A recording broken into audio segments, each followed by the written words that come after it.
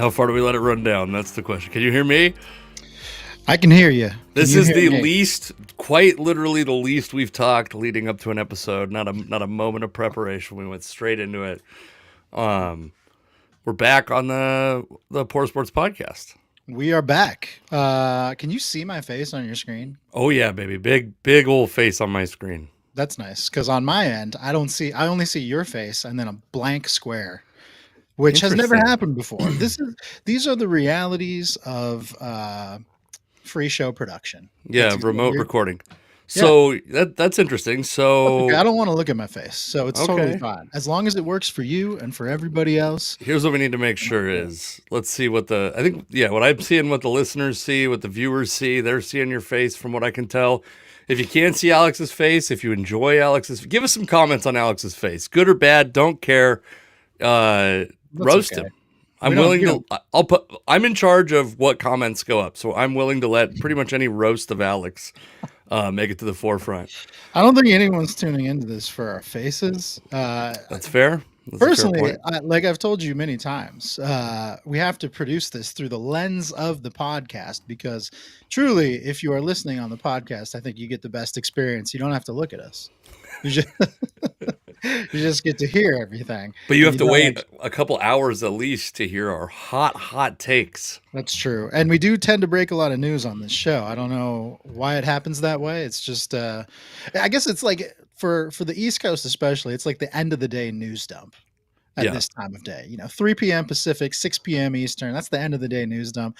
Everyone's trying to get their big stories out there where no one can respond to them, and then they go home. It's kind of it's not a terrible idea. I understand why it happens. Yeah, I mean, we are like doing this podcast in like what would be drive time in radio, so it makes sense. Like news is dropping all the time, drive time being no exception.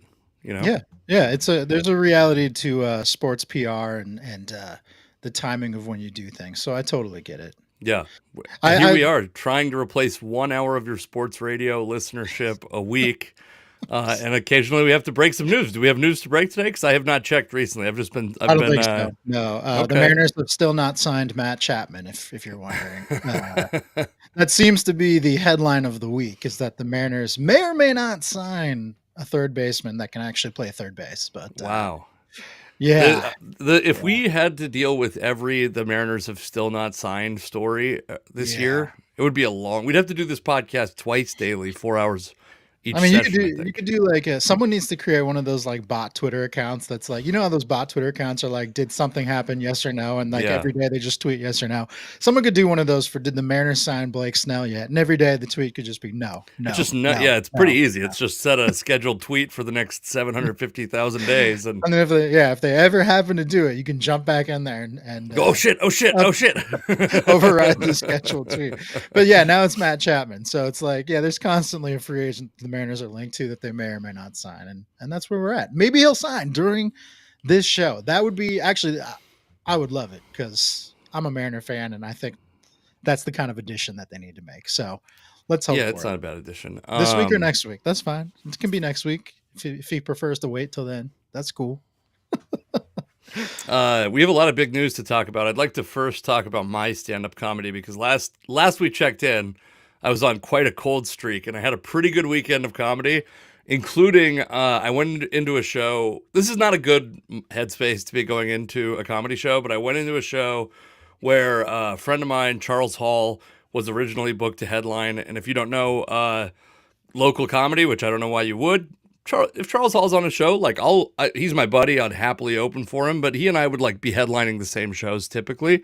Sure. And then there was like a scheduling mix-up, and he was not on the show anymore, and they did not ask me to headline, and I got a real ego hit about it.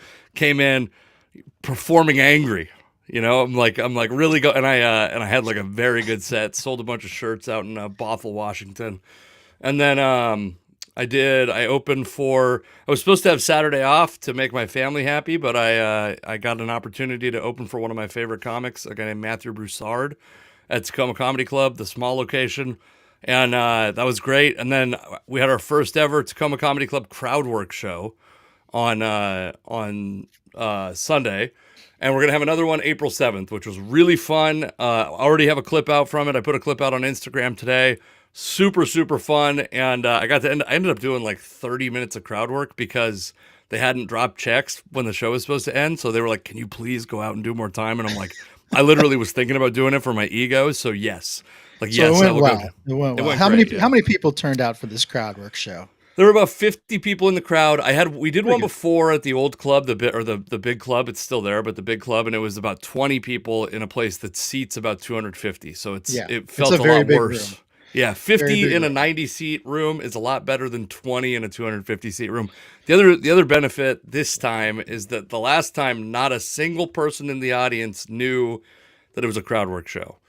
And this time, about 50% of the people knew that it was a crowd work show, and one table did not know what a crowd work show was, and they were the immediate recipient of some crowd work. So They were it the was fun. target, yeah. Because I assume that at a show like that, you probably have a lot of comics in attendance too, and they might not be the easiest people to pick on for a crowd, or maybe they are. They, Maybe they'll play along. I would say that if there were comics, there were a few comics in the crowd. Some of them are like club employees, so we weren't. Yeah, yeah. Comics are like the worst. I actually did my friend Lynette Manning was in the front row of the early show when I opened for Matthew Broussard, and I was like pissed. I was like, why would you not? She didn't know I was on the show, but I was like, why would you not tell somebody? Like, Yeah, I tell think somebody to tell us, because when you get out and like literally feet away from you is a friend of yours, it's very distracting. I have to ask because as this is not something I would know. I don't think most people would know how this all works because Sure, most people just aren't involved in the comedy scene. But when you go to a comedy show and crowd work ensues, usually there's at least some semblance of crowd work in every single show you go see, whether sure. it's the headliners or one of the openers or somebody else. Someone's going to pick on somebody in the audience. How far back do you extend that? Is it strictly front row? Or do you go? Can you go back a few rows where it's because I've been on those stages before in other capacities. It can be really tough to see beyond a few rows depending on where you're at. Yeah, But it's you definitely. generally have a good view. You have some idea. So there's two different types of like quote unquote crowd work. There's crowd work where you talk to somebody, you initiate the conversation, and then there's somebody heckles and you continue the interaction after their heckle. That one can extend further back because you don't necessarily need to see them to know that they're an asshole. Yeah, Uh, in this club, this small club, it's like 3 rows deep to the back wall. At the far corners, it's a horizontally shaped room. At the far corners, it's like 4 or 5 rows deep. So nobody's that far away, and we kept the lights on, so you could see not all the way on, but like not as dim as normal. sure. And so you could see everybody pretty much. So Yeah, on that one, go all the way back to the corner. It doesn't matter. But in a yeah. normal situation, you're only doing crowd work with people that you can see, and it just depends place to place. It's really tough. I watched Jeff Arcuri, who's a comic I worked with in New York. He does like predominantly crowd work now. He used to do a lot more material, but he's very good at crowd work. And I went to a show of his, and at the big club, at the big Tacoma Comedy Club, and it's like when you're that guy, like that's a tough place to do it because like only like 5% of the audience is available to you. You know? Yeah, I as a veteran of attending comedy shows, I specifically avoid the front rows if I can help it. Now, if it's a smaller venue, there's really not much. You know that you could be a victim at any point in time Sure. for crowd work, but I just don't want to be involved in that. I So did I'm tell like, the let's stay in people. the back. I told the people who didn't know what a crowd work show was at all. I was like, okay, you know when you come into a comedy club and you go, just sit me somewhere where the comics aren't going to mess with me, and they were like, yeah, and I go, well, this is your worst nightmare because we're not leaving. Everybody's getting talked to tonight. Like it Yeah, doesn't yeah. matter where you are. That's the point of this show. I am always shocked when like comedy newbies sit up front. Like they just Sure. maybe they were just looking at tickets and they thought it was like a concert and they're like, "Oh my god, we can get front row seats. We got to do it." And then they get there and they're like, "Oh shit. This Yeah, might go badly for us." it's really a double-edged sword because normally the people that you want to sit up front don't want to sit up front, and the people that you Right. absolutely that want to be part of the show, they want to sit up front. And those are the people you don't want. You want like some begrudging acceptance of being part of the show as opposed to like outward enthusiasm to be part of the show because those people end up being a problem. We had a guy who here's a good example. I made fun of him for this. We had these like topics. I don't know if we'll do this the next show, by the way, but there was a bucket of topics, and a comic pulled it out, and one of the topics was Drake's dick video, and She goes, Drake's dick video. And the guy, before she asks, has anyone seen it? He's got his hand up in the back, like, me. And I was like, oh, this dude is going to be a problem. And he almost got kicked out. To get kicked out of a crowd work show is wild. You have to be so obnoxious to get kicked out of a show where the specific conceit of the show is we're going to fuck with the audience the whole time. The cringiest thing as an audience member at a comedy show is the person who gets involved with the comedian and doesn't know when to quit. Right. Yeah. It's like any social interaction. The best social interactions, both of you kind of have some idea of when to drop the conversation and go your separate ways. Right. Like there's just a natural cadence to the back and forth. But when that cadence gets broken by one or more members of the group, everything gets uncomfortable. Right. And as someone who's just watching it all happen, when the person you're working with thinks they are going to become the next great stand-up because they're the funniest audience member, that ruins it for everybody. It's just not funny anymore, and it probably makes your job really hard too. Yeah, I alluded to it last week, but I had a lady in the crowd on Monday, the night before we recorded last time, who said, I have a joke about getting surgery, and she goes, try getting a hysterectomy, which is like, I mean, one, I can't, but two, like, you got a hysterectomy. You're just announcing, and that's fine. You got it. It's okay to tell people that you got a hysterectomy. We can go a couple laps on this, fine. But she kept bringing it up. I have a 4-minute video on YouTube that I just put up that's like me dealing with that. And yes, it is like there were a lot of big laughs, but it was very annoying. Like overall, it was very annoying, and my preference would have been her not talk. Now, of course, the algorithm likes me to get heckled and fuck with people and all that, and it's like I don't have to give up material. I can just post it, but whatever. My preference, any show, and this is most comics, I would like to dictate the where we go with the show. Be that material or me talking to the crowd if we were going to do crowd work, as opposed to having to respond to a heckle. I'm pretty quick. I can deal with hecklers most of the time. But my preference is always, nobody's ever helping. Anyone that thinks they help the show, they're wrong. You've always been wrong. If you've ever thought that about yourself, you're wrong. Now the 10 or so people that listen to this are going to come to your shows and just... If I could sell 10 tickets myself without having to post ads, that would be a dream come true. If you could just get all the hecklers to like buy a t-shirt or something, then it might be worth it. You could tell because of her mustache. I don't know what this is in reference to. What were we talking about that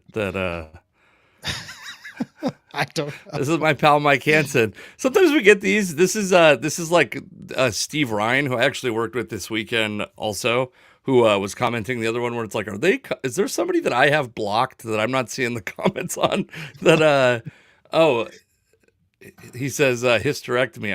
I guess that means that Mike is a misogynist who believes every woman with a hysterectomy has a mustache.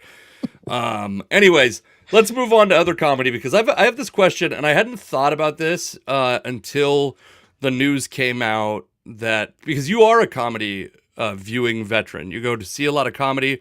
Not just me, you've seen me a couple times, but you've seen a lot of comedians. Yeah. You're aware of like kind of, some of the liberties comedians take when they're making jokes, all that stuff. And we are fast approaching Shane Gillis returning to Saturday Night Live as a host, which is the ultimate, depending on where you're at, it's either the ultimate hero's journey or the ultimate, like, just absolute concession to racism and white supremacy. And so I'm going to give you my opinion so it doesn't seem like I'm hedging in any way. Yeah, I think also you should preface this by saying, obviously, big sports day. Big sports day. This is why we're getting to all this. We have a couple topics that are, I would say, more humor related than sports, but we do have some sports topics too, which we'll get to. Well, Shane Gillis played football, so that's fine. Did he? I didn't know that. He was like he enrolled at West Point and he was like there for a couple of weeks, and then he played some D2 stuff, D2 or D3. Yeah. He was going to play D1 and be an active duty service member, I think, or maybe a reserve or whatever. But Sure. he whatever. I don't know how it all worked. I don't know the full. I'm not like a. The point is, every guy who never played D1 has a story like that. They're like, yeah, I was gonna, but no, he actually was like on campus in the whole thing, and I think it was more. My belief is that it was more the boot camp that got him than the than the football, but I'm not sure if that's fully true. But so Shane Gillis a couple years ago has a lot of controversy around him because he gets hired by Saturday Night Live, and then a podcast clip of his surfaces that's him making a joke where he uses a racial slur while imitating a city planner from the early 1900s. Here's what I'll tell you. That one, I think, was not a great example of him being quote unquote racist. I'm a fan of his. I listen to his podcast. That was the tip of the iceberg. There's other shit that people could easily be offended by that's been on that podcast. So you're saying he could have done better. He could have been more racist, and they picked. There was definitely funnier things that he said, that it wasn't going to be the only controversial thing they could find. I don't know why that was the thing they. Well, I do remember why this was big deal at the time. So, when Shane Gillis got hired on SNL also hired Bowen Yang, who has become I would say a pretty big star for SNL. But Bowen Yang is both Asian and the first openly gay cast member, I believe. Is that SNL. true? At the time, first openly gay coming in. That's interesting. Gay. Because I don't think anyone up to that point had come in as openly gay. They might have in time, revealed that. Sure. But so it was a really big deal because they had this really big hiring with Bowen Yang, who's both Asian and gay. So, kind of dealing with a lot of different stereotypes there that, you don't typically see with an SNL hiring. Right. And then at the same time, they're bringing in this guy who has a past of making fun of people who are like Bowen Yang. Right. So it's like, I think that might have been part of the reason why it came out at the time that it did. Yeah, I mean, I think that. I also think like we were in this weird time with comedy, where there was like a cottage industry of comedy journalism that seems to have gone away a little bit. In fact, I will say that the guy who canceled or who led the cancellation of Shane Gillis is a guy named Seth Simons, and he actually quoted a tweet of mine in an article, which by the way, I mean, this shows the reach. This actually shows how small that world is and how truly insignificant this really was, and how SNL really probably could have. I didn't even know about it until like 3 weeks later. Someone was like, "Yeah, dude, I saw your tweet in this article," and it was like an article about how this guy, we don't need to get into it, but it was like, I come out as a bad white guy in the article, I guess. But they nailed it. It was actually really good journalism. You're right. It's nice when they get it right. Yeah. But so what is your feeling as a comedy consumer and a half Asian American of Shane Gillis? Like, is there a place for racist jokes in your mind? Because they were like, the jokes were about a racist guy. So they are racist jokes that are coming out of someone else's mouth in the joke, but literally they're coming out of Shane Gillis's mouth. I would say, first of all, we're in a really bad position if we're looking to me to be the racial beacon for my own race. That's never good. No, I'm not asking you to represent the world. What I'm asking for your genuine opinion. I don't think that. Listen, there is no opinion that we present on this podcast that should be representative of any group of people besides ourselves, because we are bad representatives for every group. Yeah, the interesting thing about Shane Gillis, I totally forgot who he was. I know he's a big podcaster, and I know he's got some comedy specials. I've seen his stuff pop up on Netflix a few times, but when he got announced as, I watch SNL pretty much every week, so when he got announced as the host, I had to go look him up and be like, wait, who's that guy again? Yeah, I completely forgot who he is. He's selling like arenas right now. Like, he's enormous. No, he's very popular. And as this story about him hosting SNL, he hasn't even hosted yet. It's been like a few weeks of build up to this. And the controversy, quote unquote controversy, to me, it feels kind of like the Taylor Swift controversy, where it's like, here's the great big they, but in reality, not that many people care. Right. Well, it's also like, it's gonna anger people who are against him into watching. Like, it's going to increase viewership. Yeah, it is a really interesting move. I think SNL just in general they're very cognizant of the fact that they've alienated a ton of people with a lot of their political jokes over the past, I don't know, really, I mean, it's like 6 or 7 years. But if you go back into their history, I mean, they've always done political jokes. they often make fun of the left as often as they make fun of the right. It's just that the right has had more hilarious examples to make fun of in the more recent past, I would I say. mean, we've had 4 years almost of Joe Biden, and I don't think that they're really going hard at Biden. So, I mean, I would say they've definitely made it a point in the past couple years to go harder on him for sure. I know what you're saying. Like for a while there, every cold open that SNL did, if you just watch the cold open, the percentages of cold opens that involved some mockery of Donald Trump would be very high. So I think that they are cognizant of the fact that they've ran off a lot of viewers that maybe watched SNL many, many years ago, had watched it through probably like Trump's inauguration and then sure. immediately stopped because it just felt like they were getting shit on all the time, which, you know, you might feel that that's rightful or you might not. Regardless, that was kind of the way that they chose to approach things. With Shane Gillis, it's interesting because it's almost feels like they're trying to get some of those people that they ran off back. And Well, I also think that a thing that happened is the entire world of comedy rallied behind Shane Gillis, and they were not. SNL has lost like cultural relevance regardless because everything on network TV has lost cultural relevance. And he was able to build a career that was probably better than what he would have done on Saturday Night Live with the combination of being, I think, truly one of the greatest comics working right now. yeah, And also like the rally. He was like now the guy. He was like the face of free speech for a lot of right. people who really care about that.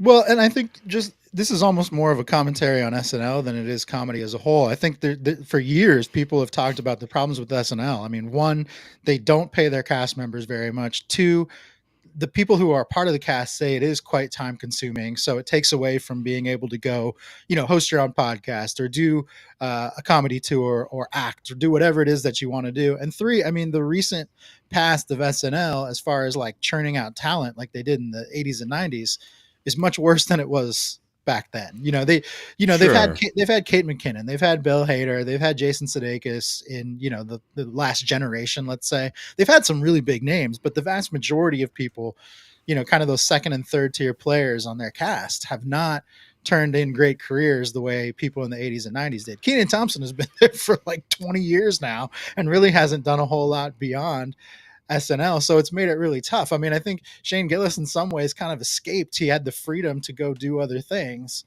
where he would have been locked into more of a confined space with SNL. Yeah, I mean, I definitely get what you're saying. I think that's probably true. I do think there's a snobbery around like SNL. It's like music in my day was better, that kind of thing, where it's like we've had so many generations of SNL now that everyone thinks the generation they grew up with was better, when the reality is like again, it's just like the democratization of stardom, I think, as opposed to their casting worse or these people are Yeah. less talented than the people they used to hire necessarily. I just think like now like Abbott Elementary is a show that my wife and I watch. That Yeah. show was born from like a web series. You know what I mean? This is like a lot of this shit. It comes from, and in fact, like Shane Gillis, to bring it back to him before we move on from this, is when they hired him, I was like, that's a crazy fit. Like he doesn't seem like a perfect fit. He doesn't look like he doesn't seem like he'd be like a great actor or a guy who would write like great sketches in other people's voices. And him and a dude named John McKeever put out a series of sketches called Gillian Keeves. That's like, I'm wrong. I was wrong. Like the sketches are so Yeah. good. I paid for season 2 on Amazon Prime, and they're fantastic. Like you really should go check them out. This dude is like, I really believe. It's funny because in the world of comedy, like everybody knows who he is, and especially like the type of comedy I'm a part of is like everybody's aware he's the pace car for everybody Yeah. that I care about, and yeah, it's so funny that you're like, yeah, I didn't even know who he was when he's like selling out arenas. It's just like but like, Yeah. real quickly though, I don't want to ignore the fact that you are the voice of all Asians, and do you Well, remember finding out about this? Were you offended by it, and do you like? Would you never see a Shane Gillis show because of this? Like, what's your? I think I mean, again, at the time that he got hired and then let go, we were kind of it felt like the 2 years on either, maybe more like 3 or 4 years on either side of COVID have been like the cancel years, right? Like all we want to do is Yeah, run for people sure. down and cancel them. And comedy is obviously a hotbed for that because you can go look in any comedian's past and they've probably said something off color. It Me turns out personally, comedians say inappropriate things sometimes. right? It's a Yeah. shock. Me personally, I was not offended by his comments necessarily, but I totally understand why SNL did what they did. They had this big Asian hire in Bowen Yang, and they're bringing him in with somebody who has said terrible things, quote unquote terrible things about Asians. But here's the other thing. I mean, this is the thing about SNL. The landscape of comedy has changed. There's still people who are like the Sandler era comic fans, right? Who want the off-color jokes, who want people getting made fun of, right? Like that to them is hilarious. But that's not necessarily what's considered cutting edge comedy anymore. Like when I watch SNL, it's mostly absurdist humor, which I like absurdist humor. I think it's interesting to me, and it's the type of humor where if you had a little weed in your system, it becomes 10 times funnier. But if you don't, you may or may not like it, right? I've always enjoyed that type of humor, but I have a respect for different types, of course. I want You know, you. This is what I'd like you to do, Alex. You have YouTube. You have Netflix, presumably. Do you have Netflix? yeah, of course. I'm an Okay. adult. Sit down with the great white supremacist Shane Gillis, and I want you to watch the specials between now and then. It's 2 hours of your life, 2 hours of a thing that you already love. And I want a Shane Gillis review, and then maybe we could talk about his SNL appearance, because I suspect Oh, I'll watch it. he's gonna have a norm level of monologue, which I'm not gonna watch any of Yeah. it, but I will watch the monologue because I think it's gonna be fantastic. And yeah. Anyways, okay, we'll talk about it next week. You have homework. Well, You have homework yeah. to decide if he's an unredeemable racist, or if we give him a pass as the Asians that we 1/4 are as a podcast. I would say, in general, my appreciation for racial humor is when you go after your own race. Well, here's the other thing though. When a minority goes after white people, it's pretty funny. Sure. It's pretty Also, funny. again, he was not in this case. We don't need to relitigate this. He was not making jokes about Asians. He was making jokes about racists talking about Asians. And Yeah. part of that, it's like nobody gets mad at. Well, they do actually, but less people get mad at Tarantino when he makes Django and a white character is racist. Then Anyways, so Yeah. let's move on from that. You have And to be clear about the art form. You have to be we have very a clear. topic that will lose the remaining listeners that we have, that we're gonna wait to talk I about. think- And you know the one I'm talking Yeah, about. yeah. We should probably We gotta go back get and to forth. we gotta get to Geno Smith, because otherwise people are just gonna tune us out. Because Yeah. that was our big topic. One of our big topics last week was the future of Geno Smith. And I don't know, did I put this on the list for who was supposed to bring this up? Oh, it was me again. So I'm cutting the line. I'm cutting. You know why I'm cutting it? We'll reference it when we bring it back, because we are going to bring it back. But Geno Smith ends up. The Seahawks keep him around past the deadline, where his injury guarantee kicks in, and they're on the hook for somebody is going to be on the hook for like an extra $9 million. 12 mil. It's around 12 mil is what he's guaranteed. Oh yeah, it's $9 million is the roster bonus on March 18th or whatever. Yes. Okay. So So now there's like, basically, to simplify these deadlines, is now that this injury guarantee has come across, the Seahawks will not release Geno Smith. This was essentially the deadline to release Geno Smith, and then the March 18th one, I believe, would be the deadline to trade Geno Smith. If he's still around after the roster bonus, there's a very strong chance he will be the Seahawks starting quarterback, because trading him would mean essentially neutral salary. And the big reason to get rid of Geno Smith isn't just because isn't just performance, or even performance at all. It's salary cap relief. And so my question for you is, what do you think the chances are now? Obviously they're higher than they were, that Geno Smith is the starting quarterback week 1, 2024, barring injuries. Do you view there being a possibility of a trade? I'd say there is still a possibility of a trade. I think at this point it's probably like 85% he's the starting quarterback. Yeah, I could go with that. Basically, the Seahawks guaranteed him $12 million last week. And like you said, March 18th, another 9 million-ish kicks in. Well, with but the difference though, just to be clear, is that if the Seahawks trade him, the team that he goes to would pay him the $12 million, where that roster bonus, if the Seahawks are the ones that pay the roster bonus, they're the ones that pay the roster bonus. Right.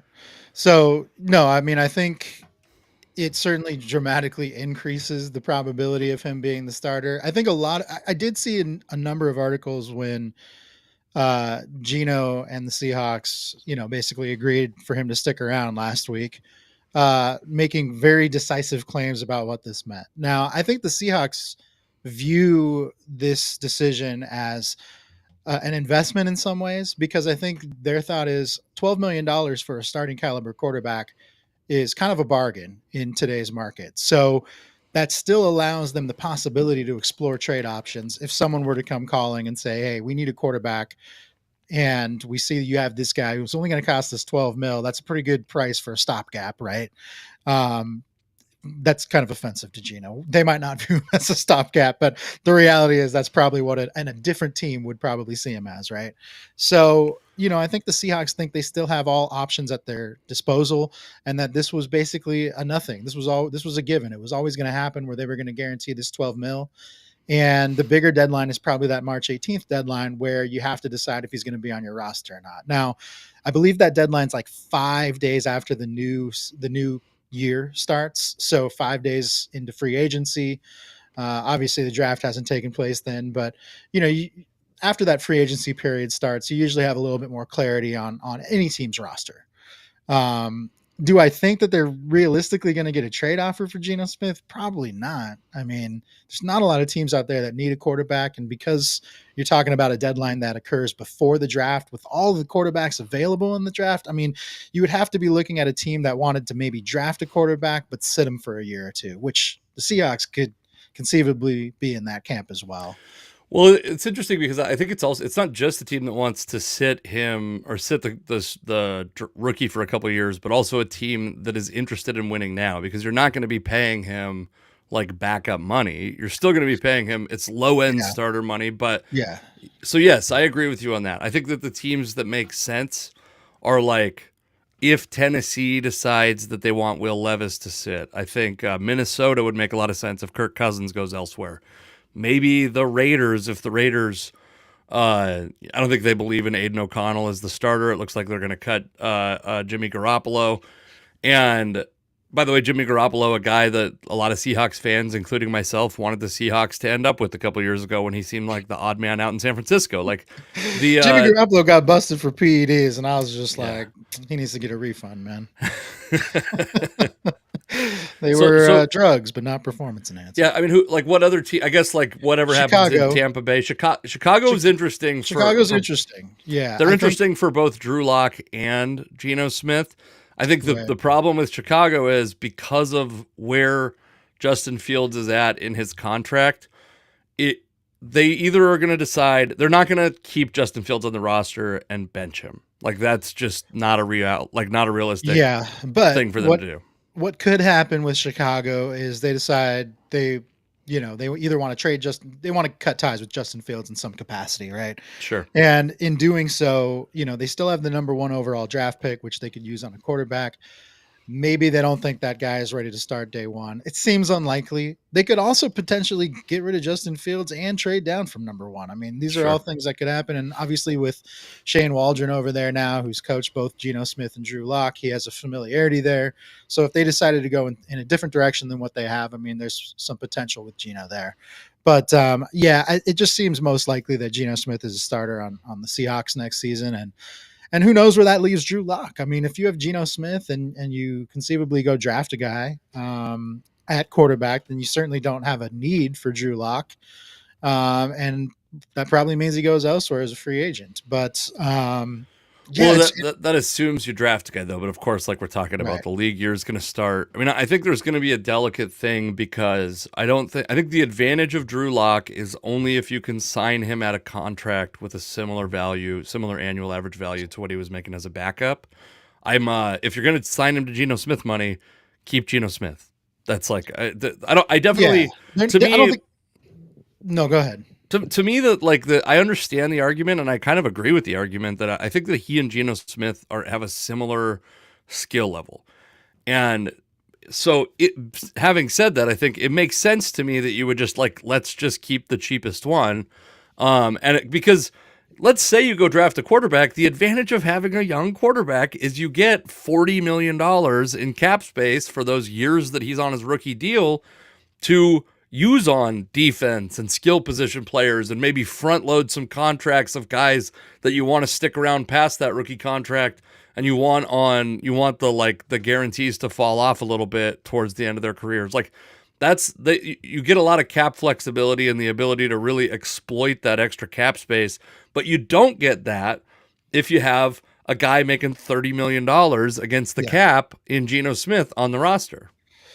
Yeah, I think it's always been weird how much the Seahawks value both those guys compared to presumably the rest of the league, I would say. Obviously, the narrative on Geno has changed a lot since he came to Seattle and took over the starting job. I mean, the narrative on Geno prior to that was like decent, reliable backup and pretty much a punchline as a starter.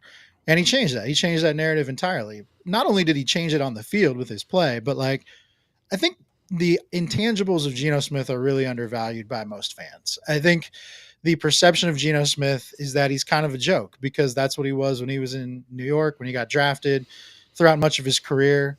But when you listen to this guy talk, I mean, he's really well spoken. He's thoughtful. He's smart. I understand he's had some off-field transgressions. We all know that, but he's a pretty thoughtful guy. And I think he goes beyond the typical quarterback as far as what he can do beyond just his play on the field. I mean, he's been a leader in the community. He seems to say all the right things. He seems like a pretty good person. He seems to have the locker room in his grasp. I mean, most of the guys really go to bat for Geno.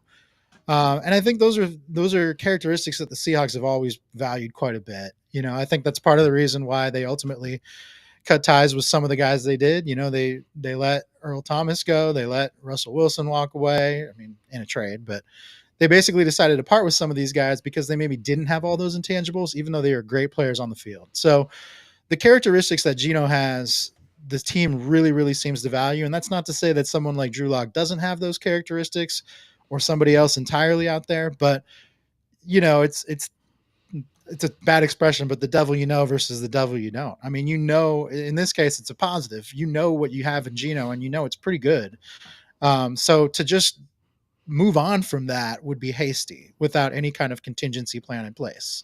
And I think, you know, when it comes to the draft, I'm sure the Seahawks have some guys in mind that they like. They'll always be rumored to Michael Penix now that Ryan Grubb's there. But the reality is you just don't know if you can get that guy at the value that you want, right? Like, let's say there's a run on quarterbacks at the top of the draft before the Seahawks even get to their pick. They're in trouble. There's not a whole lot that they can do at that point. They don't have a ton of flexibility to move up that far. And they're a team that wants to win now. So you're not gonna waste capital on overreaching for a quarterback if that quarterback doesn't provide the value that you need at the slot that you're drafting him. So a lot to consider. They are in a very unique place because they are a team that seems to be kind of, in a way, rebuilding at the quarterback position while also trying to win now. They're like one of maybe 2 or 3 teams that are in that position. It's very unique. Yeah. Well, yeah, they seem like, I mean, kind of, I think that's a good point. I think that there's a good chance that if they were, I'm going to name you the teams that I think make some sense, and we can debate or not debate, but if they were one of these teams, you would think they might be in the market to trade for a guy like Geno Smith. I think the argument that I have and that a lot of people have is that they kind of have 2 versions of Geno Smith on the roster, or not on the roster as of, I think, a couple days ago, but Drew Lock seems to be a guy who they could bring back relatively easily. Maybe that's wrong, but to come back last year as a backup and a guy that's been praised by the coaching staff over and over again and by John Schneider over and over again. So these are the teams that I think, anyway. Minnesota, 7-10 last year. Kirk Cousins is a free agent. They're like kind of at the point. They were like trying to win last year. They had some really good stretches before Kirk Cousins was injured. They also had some really bad luck and maybe some just like Kirk Cousins isn't the guy moments. Chicago 7-10 also, which I think we forget because they also have the number 1 overall pick. But that's a Carolina pick. Tampa Bay, if they don't keep Baker Mayfield. Atlanta, depending on what they do. I mean, there's like a bunch of rumors what they might do. And then I think maybe the most interesting ones to me are Denver, who will probably never make a trade with Seattle again. Tennessee is an option, and Pittsburgh is an option. And then I'm going to read you the Pro Football Focus top quarterback free agents because the drop off is harsh. It's steep. Kirk Cousins, number 2 overall Pro Football Focus free agent. He is the number 1 quarterback on their board. Number 2 free agent quarterback. Can you guess who Pro Football Focus has, who is not using, and you'll know this especially when we see it, they're not using their projected contract value as a ranking. It's their evaluation. But who do you think is number 2? Drew Lock. No, I have no idea. No, it's Ryan Tannehill. Okay, yeah, I Ryan can see Tannehill, that. Baker Mayfield, Gardner Minshew, Jacoby Brissett, Jameis Winston. I don't even know if the league has to have that high of an opinion to have a higher opinion of Geno Smith than the rest of those guys. And even if it is a good draft for quarterbacks, there's 6 legit like first or second round type of quarterbacks this year, it seems like. And then there's some other guys that you might be able to tilt your head and see, because we're going to talk a lot about the draft, Alex, as it comes up. And Yeah, I'm excited about it, especially because the no one Seahawks loves the have a draft first more round. than you. Yeah, I no one love the loves draft. But to me, there's going to be a lot of teams that want to go the Patrick Mahomes route, that want to have a guy sit behind a veteran. And so it's possible that you and I, because I'm not putting this on you completely. You said you didn't think you could get a 7th round pick for Geno Smith last week. My opinion of that might be slightly different. I might be slightly higher on his trade value than you are, but I was not very high. But in the immediate aftermath of him being pushed through this deadline, Adam Schefter was including trade as an option for Geno Smith. Yeah. Yeah, I mean there's always going to be a market for him if somebody wants to pay up, right? But the quarterbacks that you listed that are free agents, they're like the definition of the 1-year stopgap quarterback. I mean, Right. I get Kirk Cousins has been entrenched in Minnesota for a few years, but I think the rest of his career is as a hired gun. But some of those teams want more than a stopgap because they are actually on the verge of the playoffs.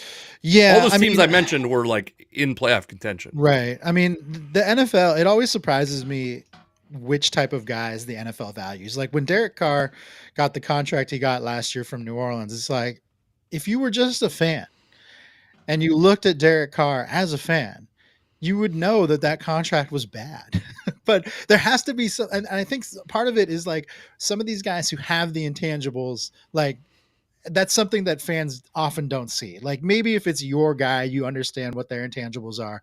But I think in football circles in the NFL, if a guy is a really good speaker in a room, if he can captivate the locker room, if he can sell himself on a ownership group and a coaching staff and a front office, to them, that's like invaluable. And so you see some of these quarterbacks that aren't very good get those big contracts because they can convince the right people in the room that they're worth it, or maybe they just have a great agent who's going to go and sell that guy. Either way, there's something there that allows these guys to keep getting chances when you can tell that they're just not like that great. There's nothing compelling about Derek Carr.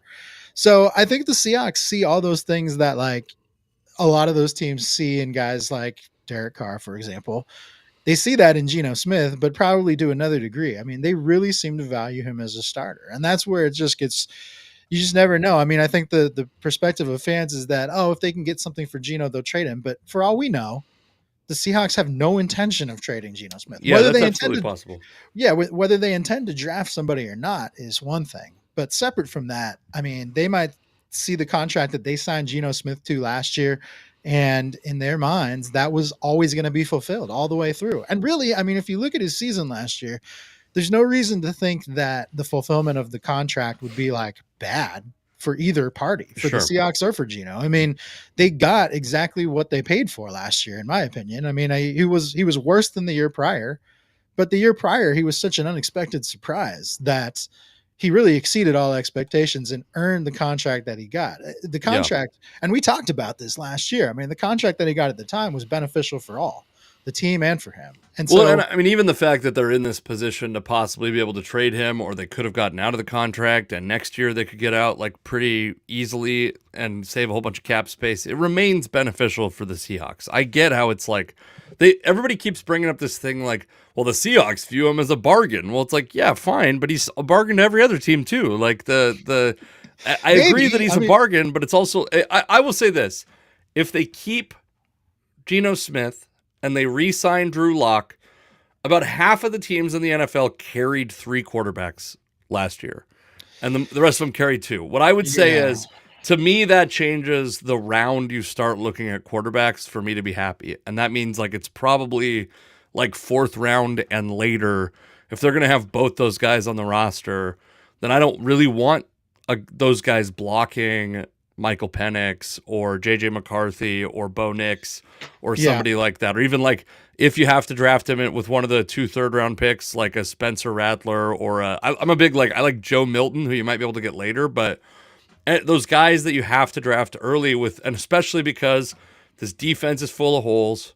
And so if you're gonna draft that guy, I'd like a clearer path to the starting job than like you have to get through Geno Smith and Drew Lock as like the 2.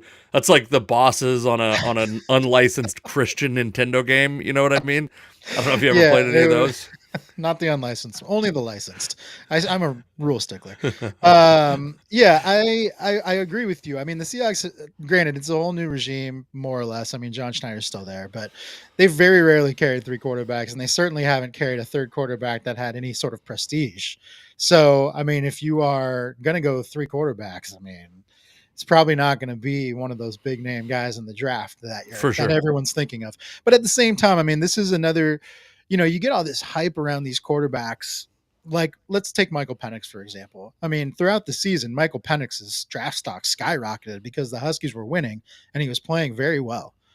In NFL circles, he might not be as highly rated as we all think. I know that there's a lot of draft experts out there who say, okay, he might have found his way into the 1st round or early 2nd, but he does still have an injury history. He played behind like an impenetrable line at Washington. Sure. I'm not trying to like downgrade. No one gives a shit what I think, so I'm not trying to downgrade this guy's stock. I love Michael Penix, but the reality is he played behind a line that more or less kept him untouched. And that's probably not going to be the case in the NFL. These hits he's going to take in the NFL are going to be harder. He's probably going to be playing behind a line that gives up more penetration than the Huskies did. I would like to spend a large portion of an episode talking, because we're in this lull where it's like, do we talk about the NBA that I don't watch at this time, though there may be some advancements on me resuming viewership of the NBA in the next couple of years, which I want to talk about that at some point this offseason also.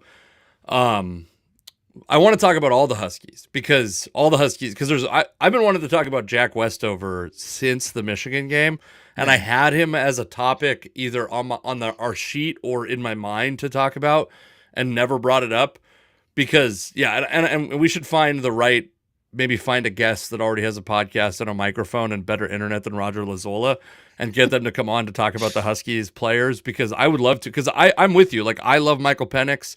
I think he's got a lot of skills that NFL teams covet and that excel in the NFL. But yeah, I'd be curious to see what somebody else says, because I love him, but that doesn't mean that everyone loves him or that he would be loved universally. Yeah, I think it's just going to be an interesting draft because there's so many quarterbacks and there's just not a ton of quarterback needy teams. And it's going to make, every year you see some guys fall down the draft board that you never expect. I mean, the Seahawks have been the benefactor of that with DK Metcalf in the past. And it's possible, if they can find one of these guys in the 3rd or 4th round who has a pretty big name, they might just take him, even if they already do have those 2 quarterbacks on the roster. You might be right about that. I think the thing about the Seahawks is they're always willing. They have a pretty good idea of what they want to do, but they're always willing to stray from that if it makes more sense to stray. I think that's what separates them from a lot of orgs out there. I mean, a lot of orgs are going to reach to get the guy that they want or trade up to get the guy that they want, no matter what. And that can really hurt. Sometimes it pays dividends and sometimes it can really hurt you. The Seahawks are like, we have a plan and we may or may not stick to it, but we'll just kind of let the market dictate what we do. Yeah, and I like that. I like that they go best player available most of the time. That's my preference, and I like the idea of having flexibility. Unfortunately, your back's against the wall a little bit with Geno Smith before the draft. You have to make a decision on Geno before the draft. If there's interest in the market, you're going to have to make a decision on Drew Lock before the draft, probably. And so, I guess to me, like, in an ideal world, you'd have a starter in waiting, get something of value for Geno Smith, and have Drew Lock there to on a 2-year deal so that if he pops, a guy who's spent a couple years in Seattle that they're very familiar with, if he pops, you can maybe get a couple picks or a pick for him also. Or I think the other thing about Drew Lock is if he does somehow realize the potential that a lot of people thought he had on draft day, and some people still hold out, are still holding the candle out that he might have it, then you have another guy who's like a potentially the starter of the future, or at least the short-term future. And I just think there's not you can't. John Schneider started his time in Seattle by saying he wanted to take a quarterback every year, and he took Alex Magoo and Russell Wilson, and Russell Wilson obviously was a home run 3rd-round pick. There's no arguments about that. And I hope that what we find out is that Pete Carroll, the guy who's not here anymore, is the guy who was stopping him from taking swings at quarterbacks. Yeah, and the offensive coordinator turnover. I mean, they were bringing new OCs in all the time, so that just really dictates who you're going to draft a lot of times. If you don't have that big voice in the room from an offensive standpoint who's standing up for a quarterback or whoever they want to take, it's going to be very hard to draft those guys as a result. The defensive voices are going to take over, and that's what happened under Pete. Man, Alex Magoo. Unfortunate name. There's just certain guys that as athletes, when you hear their name, you're like, boy, I don't think things are going to work out the way that guy hopes. Yeah, Mr. Magoo's having a tough time as a quarterback. What I would say is he had every opportunity to not pronounce it Magoo because it looked like McGow or McGuff or something like that, depending on how you. Yes, I actually know. I went to school with some people that had that last name, and they did not pronounce it Magoo. So, you have some control there that you've chosen not to take. Yeah, your family, your ancestors have fucked you, is what's going on. They made a terrible decision. Okay, so I'm going to let you say the next topic because you have 2 choices here, and you get to decide how wild you want this podcast to be, okay? Because I saw your message before. I just saw it and texted you back right now to start with a sports topic, and we dove into Shane Gillis. That's fine. I think the wild topic we have, it has strong end of podcast vibes. So let's do the other one first. Okay. I would say if you like a good funny topic, we have one that we're going to stick around. Yes, but I don't know. Did you or if you'd like to cancel me 5 years from now when I get Saturday Night Live, that's another option. if we stick around. Did you watch any of the NBA All-Star game this weekend? None of the game and none of the festivities, which I think we've talked about this, like pretty much every All-Star game, I like the festivities more than the game itself. Absolutely. And I didn't watch any of it, including I actually thought that the idea, at least, of Caitlin Clark taking part in a 3-point contest, that happened, right? Sabrina Ionescu is who you're not. Thinking of. Yeah. Caitlin Clark is still in college. Yeah, but who gives a shit? There's like NIL now. Who cares? It's all like the lines are very blurred on why, if that matters or not, to be honest with you. Yeah. There were some big topics that came out of the All-Star. But so did say her name again? I'm sorry. Sabrina Ionescu from people up here might know her because she went to Oregon. Great college player. Now in the WNBA, she takes on Steph Curry in the 3-point contest, takes on the field. I'm going to ask a couple questions because these are important questions to this. Is she using WNBA ball, WNBA 3-point line? I did not watch the event. I heard she was shooting. Sexist. No, the only event I care about and watched was the celebrity basketball game. That's all. That's must see for me every year. And I like that. I will we don't need to talk about it, but I will say this year they went with way too many NFL players in the game. The entire 4th quarter of that stupid game was just NFL players going to battle. Like, I don't want to watch them. They're too good at basketball. I don't want to watch this. I want to watch. Yeah, I want to watch Adam Sandler and Justin Bieber go at it. I want to watch some YouTube influencer and the lead singer of an indie rock band battle it out in the post. Yeah, that's good. That's good. So anyway, yeah, they compete in the 3-point contest. It's a big deal. The dunk contest obviously is. It's Mac McClung wins again. I didn't watch I know last year we talked extensively about Mac McClung in the dunk contest. Do you remember that? Yeah, I do. Yeah. And this year he competes again. Now he's like an NBA, show pony. They just bring him out for this one event every week, and he never actually plays in the NBA. He's the Joey Chestnut of the NBA. Yeah, he's a trick shot, basically. And he comes in and he just destroys everybody with amazing dunks, and then he goes back to the G League where he belongs. And he did it again this year, 2 years in a row. And next year is the chance to be the first 3-peat slam dunk champion, 3 in a row at least. Nate Robinson has won it 3 times, but not all in a row. So Uh, the festivities, they did their part. I'm like you. I always prefer the festivities over the game, but the game itself, I was very shocked to learn that the game itself became a hot button issue because for the first time ever, a team scored over 200 points, which it seems like if you've ever watched an NBA All-Star game before, you would think somebody had scored 200 points before, and Sure. it's never happened. And a lot of people are saying Adam Silver is presenting the winning trophy after the All-Star game. Seems very upset about the fact that basically no defense was played and a team scored 200 points. He makes some comment about them scoring the most points. Um, but he's not thrilled about it. And now people are wanting to talk about how they can fix all-star games. Like how can they repair the all-star game to its once gloried stature, I suppose, if you ever thought it had glory at all. Mm-hmm. I And I'm kind of curious to hear what you would think. How would you fix these all-star games? Not just the NBA. I'm saying all of them because they've all kind of lost their luster. Uh, Yeah. Well, first off, the reason they don't need to be fixed and the reason that they've lost their luster are the same thing, which is that we get to see all these guys now. It used to be that the All-Star game was the only time you could see Roberto Clemente if you were an American League yeah. fan or somebody like that, right? And now you get to see, you could get, we have a million streaming services. There's a bunch of nationally televised games in all these sports. There's YouTube highlights. There's all this stuff. So part of the reason the luster has fallen off is because it just doesn't matter as much anymore because it's not serving the same purpose. I think also there certainly is a disconnect between like the prestige of being a professional athlete and today's professional athletes. The money is still very important. And I'm not trying to be, by the way, I'm not saying this as like an old man shaking his fist going, these guys make too much money. Make as much money as you can because most of these guys are done making money as professional athletes before they turn 30. So make as much as you can.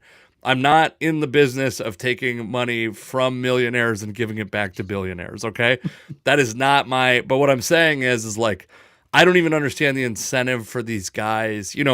If you became an all-star, went and played in the all-star game, this is like a big prestigious event. Maybe you have like an advertising deal at a local car dealership or something like that. Well, now these guys all have DraftKings podcasts, which is a wild thing to even imagine a couple of years ago, by the way. Pete Rose is out of the Hall of Fame and fucking half of the NFL has DraftKings or an equivalent podcast. You know what I mean? Like I think that it's because it just means nothing to anything anymore. So I almost think you ditch the game itself completely and just I love all of the festivities for the Pro Bowl. I love the dunk contest in concept. I haven't watched it. It's more of an anti-NBA thing than an anti-dunk contest thing. I've always loved the 3-point contest. Again, didn't watch it this year because of my continued aversion to supporting the NBA in any meaningful way. By the way, tried many years, failed. I tried to become a Nets fan. I tried to become well, that's your problem. Well, I do love Kevin Durant. I can't be a front runner, Alex. I have to at least pick a team that sucks. And so, uh, yeah, I don't know. I mean, it's also like, especially in football, I just think there's too much injury potential. And we've seen it. Robert Edwards' career was like irreparably harmed by Yeah, playing. I get it. Yeah, you can't force people to compete. I think Yeah. that's the thing about any all-star event is you cannot force the competitive nature of these guys to come out. Now, there are certain players that will always bring the competitive fire. I mean, you mentioned Pete Rose a minute ago. There's a memorable clip of him trucking a catcher in an all-star Ray game Fosse, once. I believe. Yeah, he trucked and he like damaged his career with the hit. But there are certain guys, Sean Taylor in the Pro Bowl many years ago, blowing up a punter or a kicker. Yeah. Some of these guys will bring it. They'll continue to bring it. Most of the guys will not. And if everybody's not playing at the same level, it makes it very difficult. That's when you put people at injury risk. If everyone's playing at 100%, you got to bring it on every single play. If one guy's playing at 110% and everybody else is playing at half speed, well, that creates a problem. And I think that's where you run into issues with all-star games. But I do have a solution. I think I can fix the NBA all-star game. But let me just first say, I agree with you. NFL Pro Bowl, do away with the game. Just do the skills thing. We talked about this last week. We like watching pro athletes do normal people shit. Try to hit a golf ball close to a pin when they can barely hit a golf ball at all. That's hilarious to me. I love that. I love people want like intense competition all the time. No, I want humor and competition. So that delivers. Baseball all-star game, I think is fine still because if a guy's throwing 99, he's going to still be throwing 99 in the All-Star game. He's not going to pull it back on the mound. If a guy has a 115 exit velo off the bat, he's still very much capable of producing that in the All-Star game. If he's the fastest guy on the field, he's still just as likely to steal a base in the All-Star game. So while you might not get the same competitive fire in baseball's All-Star game, the individuals who are participating are still bringing it at basically 100%. But basketball is a real problem. There's no defense in the NBA All-Star game. It seems like the All-Star game itself is just an excuse to sell shoes. Each of these guys, there's so many freaking sneaker brands now. A few years ago, it was just, here's the best Nikes and like the one guy wearing Adidas. Now it's like, you got Nike, you got Adidas, you got like 10 different Chinese brands. Everybody's got their own signature sneaker. Even Austin Reeves, who's just like a guy on the Lakers, a white guy on the Lakers. He has his own signature shoe with some overseas brand. Pretty good life to be a white guy on the Lakers, If that guy has a signature shoe, then what's the point of the All-Star game? It's just to sell these kicks. They all like I'm a sneaker guy, so I'm reading all these articles after the fact. You got dudes wearing one pair of sneakers in the first half and one in the second. So they like the game to be able to sell their merch. I get it's like you can respect that as a comedian. Yeah, You're trying to sell your merch. Yeah, that's true. So you still have to have the All-Star game, but how do you fix it? And here's how you fix it. You just lean into this shit. You lean into the offense. Instead of saying, oh, it's terrible that they scored 200 points. No, you just do away with the clock and you say, you two teams are going to compete. First to 300 points wins. That's it. Just straight. It's like when you play pickup ball. When you play pickup ball, you don't play with a clock in pickup ball. You play first to like 11 points. That's a common number you play to. They're all worth 1 point, and you're playing until 11, right? So we do that all the time. So make these NBA players earn it.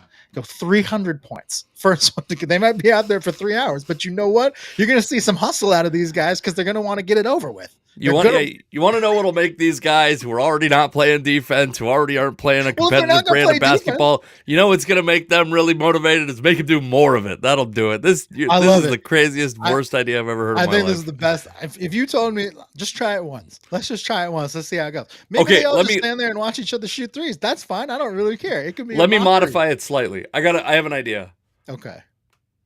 You combine the celebrity basketball game and the All-Star game. And you have every team has to be fielding 2 celebrities at a time, and they go to 200, but the celebrities have to score 50 of the 200 points. I think that's pretty goddamn good because somebody's trying hard on that court. It's problematic because you're appealing to the biggest celebrity All-Star game fan in me. I'm the number one fan. I'm their target demo. Sure. So of course I'm going to like it, especially this year because, like I said, too many NFL athletes in this celebrity game. But it would be pretty fun to watch NFL players play basketball against NBA players. Not just because, obviously the NFL guys, they're going to get a little gassed. They're much bulkier.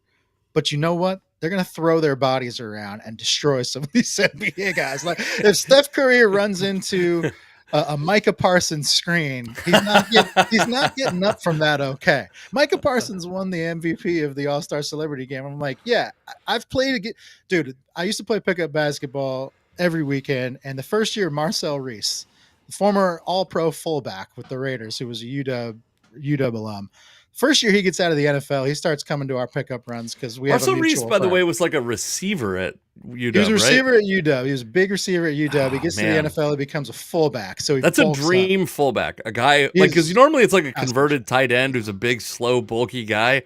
Marcel Reese is a dream fullback. Very nice guy. We had a mutual friend, so he starts coming out to our pickup basketball runs, and I'm gonna tell you right now, it hurts. It hurts when you get hit by a guy that big, especially a football player. Like they just take a look at 5 dudes standing on the basketball court and decide I'm going to go through all 5 of those guys like a bowling ball. And if anybody knocks me off my route, it's a foul on them, which it technically is unless he stands there and takes the charge, but no one's ever going to call that in pickup. So same thing in this All-Star Celebrity Game. You got Micah Parsons just trucking people in the lane. Poor Jennifer Hudson, here's Jennifer Hudson with Micah Parsons coming at her. Like, what's she supposed to do? Take some YouTube the charge. Jennifer, fucking give up your body. Idea. I think your idea is good. Yeah, let's do it. Let's combine the celebs and the NBA player. It can be like a pro-am. Golfers do this all the time. Yeah, it's funny. I have a joke that I've been trying to write about because if you play baseball for any extended time, pro baseball encompasses a lot of levels of baseball, right? It's like there's like 150 or 200 pro baseball players in every Major League Baseball organization, and that's not even to touch the surface of these like independent leagues that would technically be considered professional baseball and semi-pro baseball, and then even like up to like I played Puget Sound Senior Baseball League, which is technically considered semi-pro at the very absolute lowest levels of semi-pro. It's embarrassing to even bring it up. I always have to give it this caveat. No, I like it when you bring it up because Yeah. I know the leagues. Yeah. And it's, by the way, like a guy that like I've said this probably the last time we talked about it, a guy on my team played Double-A. And there was also guys on my team that like did not play since middle school or something like that. So there's a variety of skill levels. But my point is when you play high school baseball and you go, that guy might get drafted or that guy is going to probably be a pro one day or something like that. Like there was a guy, I can't remember his name, but there was a guy playing shortstop when I was a junior for a team in my league that was going to get drafted. And it was like, oh, that guy, you always wonder like how far away was I from going pro? And then when you see someone, when you get to actually put your skills up against someone who is going to go pro, and probably, by the way, going to go pro and not make it anywhere. And you go, oh, that guy's like light years ahead of me. Like you would need to bend space and time to get me into the same fucking league as him. It's always like, oh, okay. And that's kind of the fun thing about the celebrities playing is like to see Micah Parsons, who it sounds like is probably a pretty good basketball player compared to normal people, but compared to an NBA player, it's that whole Brian Scalabrine thing where people would say they could beat Brian Scalabrine and then he'd just absolutely crush him because, yeah, of course, he's an NBA player. He's going to murder you at basketball.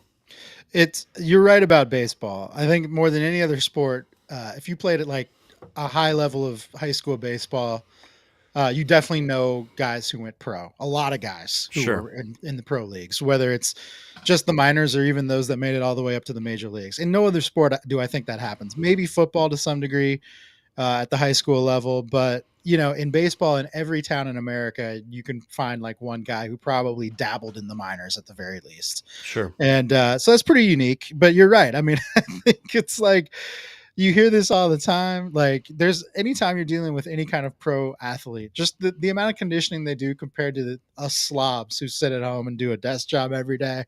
It's like nothing. Like even if you think you've got it, you don't have it. You don't have it compared to them. These guys are monsters for a reason. Yeah.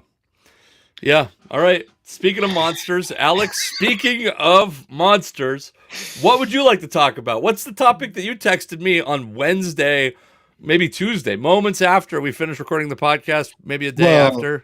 I mean, the only reason I brought it up is because you've mentioned this person on the podcast before. And that's the only reason you brought it up?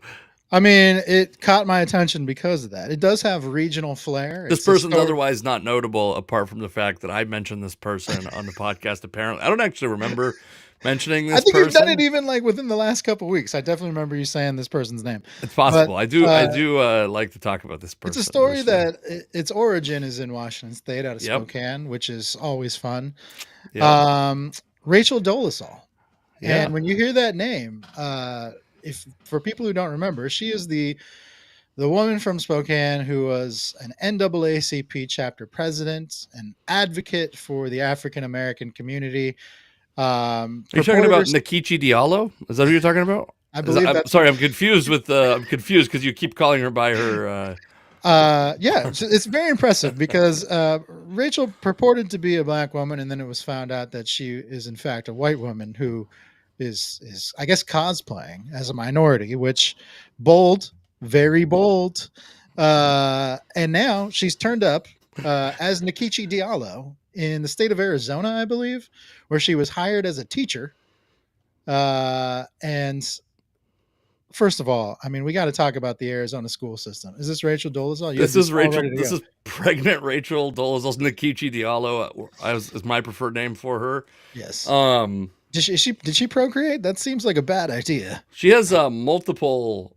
But this is before her scandal. She had an ex-husband of a certain demographic, and so it's got to be very. I will say, of all the people who I feel bad for in this, and it's not even because I don't know anything about Rachel Dolezal as a mom. I'm not trying to say that I feel bad that I believe she has 2 sons. By the comments on this thing are fucking amazing, by the way. I was reading them earlier. There's one guy commented. The first comment, top comment, is from a guy whose handle is Dark and Handsome, and he says a Nubian queen, which I'm gonna give you a brief history of my experience seeing someone use that word. I was doing an open mic, and a guy went up on stage, a guy who I would call an urban white guy, who is trying to reel in a young black woman, and called her his Nubian princess in the front row. And dude, I've never cringed harder at a comedy show. I've never been more interested to see how badly someone would fail at something they were trying to do. And he did meet the fate that I was hoping for. But yeah, then there was another one.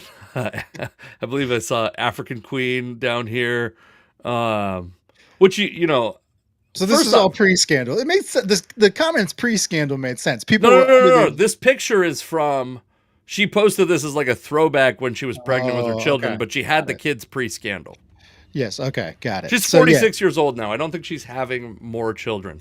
If she does, it'd be a miracle, and she'd probably make up a great story. A miracle. I'm glad to hear you say that, Alex. How it happened. Yeah. So Rachel Dolezal turns up as a teacher in Arizona under a new name. Now, if she got hired under the new name, then we can only imagine what was on her resume to get hired. I have to imagine that if the school district had any idea that this person was actually Rachel Dolezal, they never would hire her to educate our youth, because that seems like it'd be a problem. Like, technically, I don't think she has a criminal past. She hasn't done anything technically wrong. It's just social gray area. So yeah, and I would say this. I'm going to say this about Rachel Dolezal. Here I come out in defense of Rachel Dolezal, Alex. Thank you for giving me this platform. You do love Spokane. So. I won Spokane, greatest Spokane Comedy Club, maybe the greatest place. I'll be headlining there April 21st, by the way. About Rachel Dolezal, I will say this. She is an easy punchline. I have a black uncle from Spokane. I will tell you that to become it's kind of funny that the NAACP chapter head or chapter president of Spokane was actually a white lady. But I will say that it's not a place where that's like a prestigious position necessarily. It doesn't necessarily ingratiate you to the entire community of Spokane. I think that this is a person. The thing that's always bothered me about by the way, she's a great punchline. We can laugh at her. Also, so the reason that she was controversial as a teacher was not necessarily because of her transracial past, but because of her OnlyFans, which is another thing. And this is another bold choice she's made. Yeah, but it is this is truly the effect of cancellation is, you go there's no stand-up comedy tour for Rachel Dolezal to be part of. Her entire life gets upended, and she's still, by the way, has these kids to feed. These kids she's pregnant with in this, or one of the kids she's pregnant with in this picture we're looking at right now. And so I'm on two sides of this. One is, I think that Rachel Dolezal has been kind of cannibalized by people who she agrees with and who she loves. I think she genuinely does love black people. I do think that. I'm not, by the way, I'm not justifying this, but I think her place in the race criminal hierarchy is so much higher than it belongs. Right. And let me show you a guy who I think is also an admirer. Are you aware of Machine Gun Kelly's new tattoos?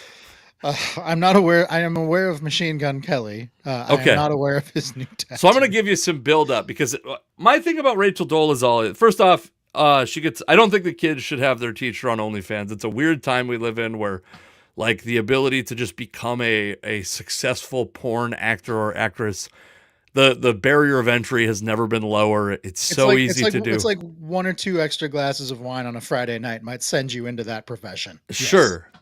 And then it's nobody gets told well, they might find this out later anymore. Nobody, that doesn't reach anybody's. I remember when I went to college, there was a girl there was a woman at our college who had done porn and was now going back to school, and we wrote a story about her in the newspaper that I was the editor in chief of. But it was like everybody was all like, Salacious, very salacious. ooh, yeah, it was Yeah. very scandalous. And like she was Yeah. like a normal, pretty normal lady, like not kind of like a boring art. I didn't write it, but it was like kind of a boring person to write an article about ultimately. Um, yeah, so I think it's like this is what cancellation does: is it pushes people into these professions where she's like kind of a prisoner in that job, and now she's like got a straight job, and now she has to probably go back to OnlyFans again because like what do? You still got Yeah. to I feed these mean, kids. You know what I mean? You yeah, still got to feed yourself. there is a reality to the culture we have created now. I don't like using the term cancel culture because I think a lot of times people get canceled for reasons that they deserve. What I think the problem is that we expect these people to just go out of sight, out of mind forever, and that's not really the case. I mean, like you said, I mean, everybody is going to have to try and find a way to make money and make a living to survive. That is part of survival in a capitalist system that we live in, right? That is something that people are going to have to do. So the fact that we think somebody that we've tried to write off as a problem in society, the fact that they're out there still trying to go make money, the fact that people get offended by that is ludicrous at times, because it's like they have to make money, they have to find ways to make money, or they will die, they will literally cease to live. And that seems, we don't want to take their right to live away, even though we might not like them, right? With Rachel Dolezal specifically, I mean, you're right. She gets fired not for her past, which you could see as controversial, but for having an OnlyFans as a teacher, which again, just a cascade of bad decisions on her part. It seems like I understand the need to make money, but maybe you're mixing oil and water here. This is a bad combo. Go get a Yeah. job doing like drive Uber, or Well, decide but you're you going to can't be on make. I mean, OnlyFans. you can't make as much money Right. driving Uber as you can as Rachel Dolezal on OnlyFans. That's It the thing. speaks to the school system. It speaks to the fact that teachers are underpaid. Maybe they knew they were hiring Rachel Dolezal and she just opted to go by a different name. We have no idea. So we're on a Maybe we're on a new production system. So I'm going to push a button on this that may ruin things, may ruin the surprise here. But Machine Gun Kelly has new tattoos that I think are more outwardly offensive, or at least are like it's insane that he's not getting more shit for them. And all yeah, okay, so you can see them now. So this is Machine. Oh, let's see if we can get these bigger. I don't know if we can. We might not be able to, but this so Machine Gun Kelly has tattoos now that make his entire arms and upper body outside of just his abdominal muscles black, and not like yeah, it's by dark. the It's dark black. it's dark black. It would have been wild if he went with the skin color of a black person. That would have been even more insane. But uh to me, this is like, first off, a guy who is already he's what some people might call, I don't get to use this phrase, I don't get to be the person that decides He's who is this and who culturally isn't. appropriating. I was going to call him a culture vulture. He's to Yes. some people's definition, he would be a culture vulture. And then to go and we're pissed at Jimmy Kimmel for playing Karl Malone 20 years ago, but in 2024, the year of our Lord 2024, Machine Gun Kelly got tattoos to make his entire skin black, and we're like, it's just a blackout tattoo, dude. That's cool. That's cool. Yeah, the problem with the society we've created with social media and the way we react to things is that the punishment doesn't necessarily fit the crimes anymore. Now with Rachel Dolezal, that's a whole different. She's on another planet as far as some of the decisions she makes. She's on a different wavelength than most people. But like the Machine Gun Kelly thing kind of reminds me of, you've probably heard about the Kansas City Chiefs fan, the kid who basically he painted his face in tribal colors, which according to his Yeah. family, he is part Native American. But Deadspin, his family is suing Deadspin because they basically reported him as a racist, and he's just a child. And they reported him as being in blackface because they only showed half of his face paint when the other side was red, which that might Yeah. not matter to you at all. But We didn't talk about that on this podcast, right? We did not, but in a legal sense, this kid did nothing wrong. In a Right. societal sense, again, could be considered a gray area. You don't know that this kid is Native American, and he's certainly taking a sports mascot that Well, has who doesn't know? Oh, the people who are taking his picture at the time, Deadspin at the Sure. time, when they catch his photo, no one knows that this kid is Native American. All they know Right, is but isn't he's that in. what journalism is? Like, Right. Well, wouldn't that's in you? time that comes out. I'm saying in the Sure. moment, people don't know. But what happens in our society now is that when we see something in the moment without full context, we rush to judge it. That's just what we Hmm. do. And so by the time the truth comes out about this kid, the court of public opinion has already made their ruling on him, and that's made him and his family's lives much more difficult. Yeah. So I the mean, they punishment did. doesn't fit the crime. I mean, you could argue that even if he is Native American, the choice that him and his family made to go out in public in a Native American headdress and face paint for a football game could be construed as a bad decision. A bad decision does not necessitate death threats on your family. It doesn't necessitate Absolutely. your privacy being completely invaded for a much longer period of time than you would certainly want. And because of the social actions of media now, I mean, you just cannot escape every bad decision you make being caught and recorded and then thrown back in your face repeatedly. That's really tough. That makes things unfair for a lot of people. And it's not something that, even us who grew up in the infancy of the internet and have lived really our whole lives with some semblance of the internet, like it's even tough for us to conceive. I think it's probably for like our kids' generation will be dealing with this more. But there Sure. has to be better ways of handling these sorts of things than we've been doing, because it just makes it really, really tough to just live your life. Yeah, and I mean, I guess that's like to me, we've made these like social crimes worth more than like physical crimes, for example, Actual like legal violent crime. crimes. Yes. Like, Yes. but not even just legal crimes, because legal crimes are like stealing, and we obviously don't give a shit about that as a country. What I'm saying is like literal like violent crimes. Like Tyreek Hill beat his kid, had a domestic violence issue in college. He goes on as but Rachel Dolezal did a thing that's like bad. I agree, it's bad, and but the biggest thing is it's so fucking hilarious to make fun of her. That's the thing that's fun to That it, me. that it Like, becomes worth it. Yeah, it almost becomes worth it. You're like, I'm sure you know there are what? people in her past that feel violated by what she did. And once again, this woman is taking steps to serve her community with OnlyFans pictures, and we take her livelihood away from her. Don't go look those up. I'm just She gonna, Are they I, bad? I don't know. She's not a I'll bad just looking say lady. don't do it. It's not. It's no. Well, I guess I'll have to cancel my subscription then, because Well, this is who am I to tell you how to live your life? Well, yeah. I mean, this kind of goes back to like what we were talking Hey, about with I'll say comedy this: earlier. she's holding up pretty well for a white lady. For the skin damage, the sun damage she must have endured over the year, unless she's rocking a spray tan all the time. That's probably what it is. It's probably a spray tan. Yeah, it's probably To a get spray you to tan. be white and to get your skin that tan would seem damaging. But yeah, you're right. She's doing okay for her age. Yeah, 46. What's she gonna do now? Personally, I feel like her next move. I mean, obviously the OnlyFans thing is there. She's probably not Mhm. gonna be a teacher anytime. But did she ever soon. stop the OnlyFans? That's the real question. Is like, Yeah, I don't know. Maybe she was OnlyFans from the beginning, and then she yeah, got hired as a teacher, and she just kept doing it. I have no idea what the yeah, timeline is. I'm sure somebody out there does know. They're probably big fans of Rachel if they do know. But the right reality in. is, yeah, please let us know. I think her next move is comedy. There's always people Oh, dude, that if I do could be Rachel Dolezal's opener, I'd be thrilled. exactly. There's always those big name people that you would never expect to do things like comedy that dive into it, because what else do they have to do? They have no other place to go. It's going to be tough. It's a pretty common saying in comedy, but it's very funny that oftentimes someone's last resort is my biggest dream. You know what I mean? Like Stormy Daniels goes, well, where the fuck else can I go? And I'm like, please let me headline the same place as Stormy Daniels is at some point in my life. It's a novelty, and you're going to get people out there. And if you have any talent whatsoever, it's probably it's a way to make money, and you got to Yeah. do what you got to do to make money. So I respect that. Got to Yep. respect the hustle. Well, that being said, Alex and I will be creating OnlyFans, individual and team. If you want to know what team is, you'll have to subscribe. Team is my. I don't want to do it, but we have to make money. I managed to not promote comedy. I think we're done. I'm gonna promote a couple shows real quick. This Sure. Saturday, Bickerson's Brewhouse. I will not be there.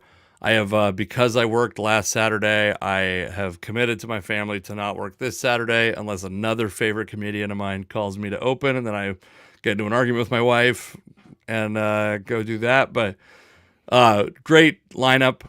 Tony Daniel headlining. And on Friday, I'm at a place called Canterwood Golf Course out in like Gig Harbor. That's a big golf course out there. That's where all the Richie Riches live. Yeah, they'll be looking down on me. And then That's next yeah, that's weekend, that's going to be an interesting crowd for you. I feel like. I do pretty well with those folks. So the next couple weekends, I got a bunch of shows leading up to the special at Tacoma Comedy Club, March 15th and 16th. I will be at the Pasco Red Lion, Fierce County Cider in like Graham or Puyallup, Roslyn, Washington. These are all headlining gigs, by the way. Then Cave Junction, Oregon on March 7th, Grants Pass, Oregon, March 8th and 9th, and then all leading up to March 15th and 16th, recording a comedy special at Tacoma Comedy Club. Please come out because it is fully dependent on there being a crowd there. And I'm paying people money to do video production on this, and it would be very sad if the thing that sinks us is the fact that nobody likes me and doesn't show up to the show. Well, hopefully the OnlyFans helps. I'll do my part. I'll do whatever I can to help you. Yeah, you're jerking for a good cause. That means taking my clothes off. Then I will do that because I'm a good friend. Hell yeah! All right. Thank you for joining Casey us. McLean today. Comedy, Alex SSN, every Tuesday at 3 p.m. ish, Tuesday-ish, 3 p.m. ish, every week. That's the plan. Always subject to change. And if you're listening on the podcast, thank you. Yeah. Nice of you. And if you're listening on the other thing, you can always get it as a podcast. But we like when you comment live, so come back and do that next week. All right, bye. Oh, wait, hold on. I'm going to do the song this time. I did the song last time, and I felt bad. All right.